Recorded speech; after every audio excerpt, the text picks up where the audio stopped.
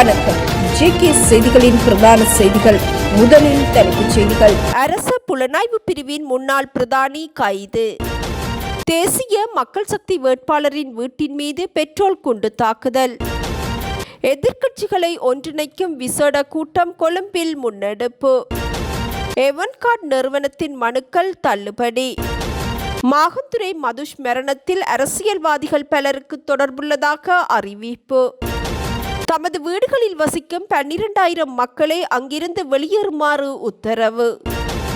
முன்னாள் அரச புலனாய்வு பிரிவின் பிரதானி ஓய்வு பெற்ற மேஜர் ஜெனரல் சுரேஷ் சாலே கைது செய்யப்பட்டுள்ளார்.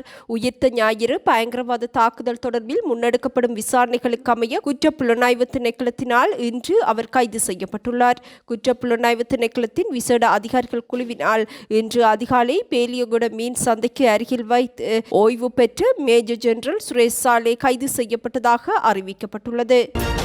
காலி கிந்தோட்டை பிரதேசத்தில் உள்ள வீடொன்றின் மீது இன்று அதிகாலை பெட்ரோல் குண்டு தாக்குதல் நடத்தப்பட்டுள்ளது. கிந்தோட்டை கிங்கந்தை மாவட்டத்தில் அமைந்துள்ள குறித்த வீட்டிற்கு சென்ற இனந்தெரியாத குழுவினர் வீட்டின் கூரை மீது பெட்ரோல் குண்டு தாக்குதலை நடத்தியதுடன் வீட்டிற்கு முன்னால் மற்றொரு பெட்ரோல் குண்டையும் வீசிவிட்டு சென்றுள்ளனர். கூரையின் மீது வீசப்பட்ட பெட்ரோல் குண்டு வெடித்ததில் கூரையின் ஒரு பகுதி சேதமடைந்துள்ளது. மற்றைய பெட்ரோல் குண்டு வெடிக்கவில்லை எனவும் போலீசார் தெரிவித்துள்ளனர். சம்பவம் தொடர்பில் விசாரணைகள் ஆரம்பிக்கப்பட்டுள்ளன. குறித்த வீட்டில் வசிப்பவர்களில் ஒருவர் கடந்த உள்ளூராட்சி மன்ற தேர்தலில் தேசிய மக்கள் சக்தியின் மேலதிக பட்டியலில் போட்டியிட்ட வேட்பாளர் என்பதும் குறிப்பிடத்தக்கது. எதிர்க்கட்சி குழுக்கள் இன்று காலை முன்னாள் ஜனாதிபதி ரணில் விக்ரமசிங்கவை சந்தித்து கலந்துரையாடலில் ஈடுபட்டுள்ளனர். எதிர்க்கட்சிகளுக்கு இடையே ஒத்துழைப்புடன் செயற்படுவதற்கான ஒருமைப்பாட்டை ஏற்படுத்துவதற்காக இச்சந்திப்பு நடத்தப்பட்டுள்ளது. அத்துடன் தரம் குறைந்த நிலக்கரி விவகாரம், பாதாள உலக கொலைகள் மற்றும் எரிவாயு பிரச்சினை தொடர்பிலும் இதன்போது கலந்துரையாடப்பட்டுள்ளது. கொழும்பு ஃப்ளவர் வீதியில் அமைந்துள்ள ஐக்கிய தேசிய கட்சியின் அலுவலகத்தில் இச்சந்திப்பு இடம்பெற்றுள்ளது. இதன்போது உதயகமன் பில அருண பிரியதர்சனயாப்பா, ஜிஎல் பீரிஸ், மஹிந்த அமரவீர, சாகல ரத்நாயக்க, தலதா அத்துக்கோரல, பிரேம்நாத் சி தொலவத், சுகீஸ்வர பண்டார உள்ளிட்டோர் கலந்து கொண்டிருந்தனர்.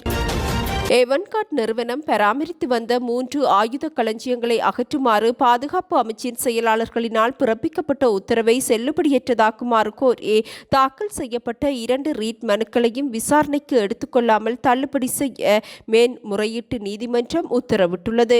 குறித்த நிறுவனம் மற்றும் அதன் ஊழியர்களினால் தாக்கல் செய்யப்பட்டிருந்த 2 ரீட் மனுக்களை ஆரம்பகட்ட பரிசீலனைக்கு உட்படுத்திய பின்னரே மேன்முறையீட்டு நீதிமன்றம் இந்த உத்தரவை பிறப்பித்தது. எவன்கார்ட் நிறுவனம் பராமரித்து வந்த 3 ஆயுத களஞ்சியங்களை அகற்றுமாறு பாதுகாப்பு அமைச்சின் செயலாளரினால் உத்தரவு பிறப்பிக்கப்பட்டிருந்த நிலையில் அதனை செல்லுபடியற்றதாக்குமாறு கோரி குறித்த மனு தாக்கல் செய்யப்பட்டிருந்தமை குறிப்பிடத்தக்கது. சிலாபம் பகுதியில் தனது தாய் மற்றும் தந்தையுடன் அவ்வப்போது தகராறில் ஈடுபட்டு வந்த சிறுவர் மற்றும் மகளிர் பணியகத்திடம் ஒப்படைக்கப்பட்டுள்ளார். சிறுமியின் நடத்தையில் ஏற்பட்ட மாற்றத்தை அடுத்து சிறுமி சட்ட வைத்திய அதிகாரியிடம் ஒப்படைக்கப்பட்டார். இதன்போது குறித்த சிறுமி ஏற்கனவே 2 வெவ்வேறு சந்தர்ப்பங்களில் துஷ்பிரயோகத்திற்கு உள்ளாக்கப்பட்டுள்ளமை கண்டறியப்பட்டுள்ளது. ஆராய்ச்சி கட்டுவ பிரதேசத்தில் உள்ள அரச பாடசாலை ஒன்றில் 9ஆம் தரத்தில் கல்வி பயிலும் 14 வயது மற்றும் 7 மாதங்களை உடைய சிறுமி இவ்வாறு பாதிப்புக்குள்ளாகியுள்ளார்.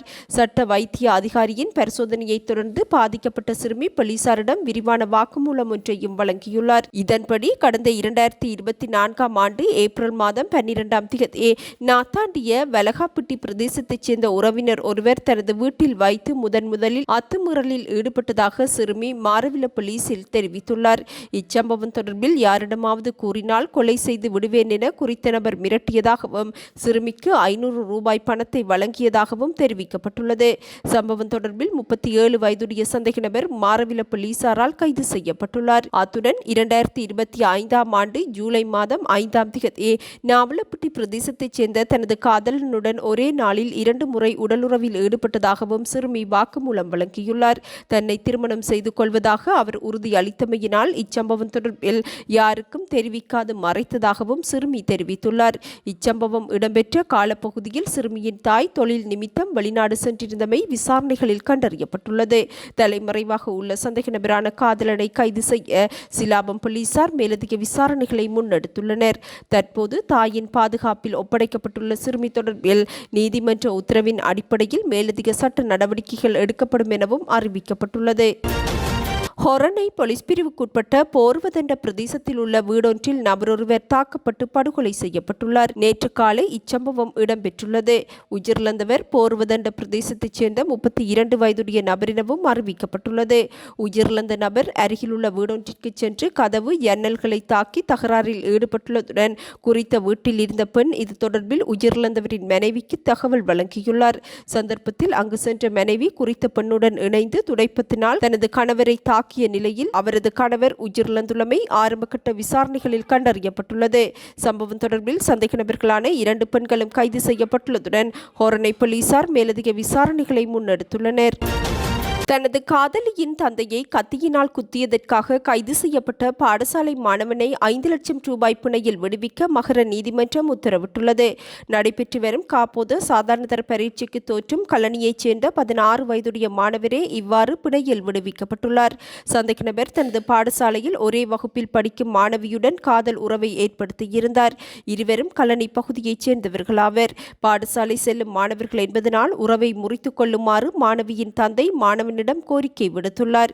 இதனால் ஏற்பட்ட வாக்குவாதத்தை அடுத்து மாணவன் மாணவியின் தந்தையை கத்தியினால் குத்தியுள்ளார். இதன்போது தாக்குதலுக்கு இலக்கான குறித்த மாணவியின் தந்தை முல்லேரியாவ அரச வைத்தியசாலையில் அனுமதிக்கப்பட்டு சிகிச்சை பெற்று வருகின்றார். இரு தரப்பினரும் முன்வைத்த தகவல்களை கருத்தில் கொண்ட கூடுதல் நீதவான் மாணவனை பிணையில் விடுவித்துள்ளார்.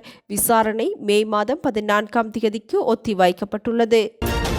திட்டமிடப்பட்ட குற்றக்குழு தலைவரும் போதைப்பொருள் கடத்தல்காரருமான மாகந்துரை மதுஷ் கொழும்பு குற்றத்தடுப்பு பிரிவின் போலீஸ் பாதுகாப்பில் இருந்தபோது சுட்டுக் கொல்லப்பட்ட சம்பவம் தொடர்பில் விசாரணைகள் ஆரம்பிக்கப்பட்டுள்ளன.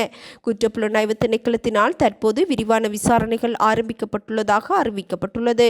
கடந்த 2020ஆம் ஆண்டு அக்டோபர் 20ஆம் தேதி அதிகாலை மறைத்து வைக்கப்பட்டிருந்த 22 கிலோகிராம் ஹெரோயினை மீட்கச் சென்றபோது திட்டமிட்ட குற்றக்குழுக்களினால் மாளிகாவத்தை வீட்டுத் தொகுதியில் வைத்து மாதுஷ் சுட்டுக் கொல்லப்பட்டிருந்தார். பலத்த பாதுகாப்பு மற்றும் கை விலங்கிடப்பட்ட நிலையில் இருந்த மாதுஷ் மீது துப்பாக்கிச்சூடு நடத்தப்பட்டது. இக்கொலையை மாளிகாவத்தை போலீசார் விசாரித்து வரும் நிலையில் 5 வருடங்களுக்கு மேலாகியும் சந்தேக நபர் எவரும் கைது செய்யப்படவில்லை. இதனை அடுத்து இக்கொலையை சுற்றி மர்மம் இருப்பதாகவும் மாளிகாவத்தை போலீஸ் பிரிவின் கீழ் நடைபெறும் விசாரணைகளை குற்றப்புலனாய்வுத் துறையிடம் ஒப்படைக்குமாறும் மாகந்துரை மதுஷின் குடும்ப உறவினர்களும் சிவில் சமூக ஆர்வலர்களும் அதிகாரிகளிடம் கோரிக்கை விடுத்து வந்தனர். இதனை அடுத்து இச்சம்பவம் குறித்த விசாரணைகள் குற்றப்புலனாய்வு துறையினரிடம் ஒப்படைக்கப்பட்டுள்ளது. பாதாள உலகத்தின் பிதாமகன் என கூறப்படும் மாகந்துரை மதுஷ் துபாயில் தங்கியிருந்த போது கொள்ளைகள் மற்றும் போதைப்பொருள் கடத்தல்களில் பாரியளவிலான மூளையாக செயற்பட்டமை குறிப்பிடத்தக்கது. அதிக ஆபத்துக்களில் உள்ள பகுதிகளில் அமைந்துள்ள 12,301 வீடுகள் மக்கள் வசிப்பதற்கு பொருத்தமானது அல்ல என தேசிய கட்டட ஆராய்ச்சி நிறுவனம் அறிவித்துள்ளது. மண் சரிவு ஆபத்துள்ள பகுதிகளில் அமைந்துள்ள குறித்த 12,301 வீடுகளும் மக்கள் வாழ்வதற்கு பொருத்தமற்றது என்பதனால் அங்குள்ள மக்களை உடனடியாக வெளியேற வேண்டும் எனவும் அறிவிக்கப்பட்டுள்ளது. இதனிடையே டித்வா சூறாவளியினால் பாதிக்கப்பட்ட தொடருந்து பாதைகளை சீரமைப்பதற்கு தாமதம் ஏற்பட்டுள்ளமையினால் மக்கள் பெரும் அசௌகரியங்கள் முகம் கொடுத்துள்ளதாக தொடருந்து அதிபர்கள் சங்கம் சுட்டிக்காட்டியுள்ளது. தொடருந்து சேவையை மீண்டும் வழமைக்கு கொண்டு வருவதற்கு உரிய திட்டங்கள் இல்லாமையே இந்நிலைமை ஏற்படுவதற்கு காரணம் எனவும் தொடருந்து அதிகாரிகள் சங்கம் அறிவித்துள்ளது. இத்துடன் இன்றைய எமது பிரதான செய்திகள் நிறைவடைகின்றன. நமது அடுத்த பிரதான செய்திகளை நாளை எதிர்பாருங்கள். வணக்கம்.